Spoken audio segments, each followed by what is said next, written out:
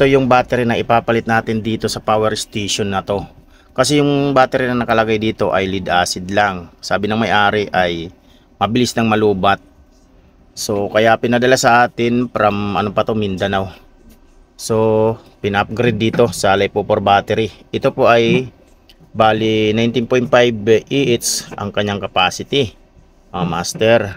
At syempre rated yung battery natin at mayroong BMS, may active balancer.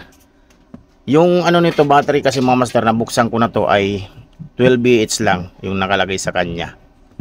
So ang ilalagay natin ay itong 19.5 BH. Mas mataas na yung capacity, mas matagal pa malubat at mas matibay, mas mahaba yung lifespan kumpara sa lead acid battery mga master. So ang ilalagay na lang natin dito ay yung output na positive at output ng negative. Yan. So ihinang na natin yung mga master, tapos babalutin natin ng heat shrink tube, tsaka natin ilalagay dyan. So abangan po sa mga susunod nating upload ng mga video.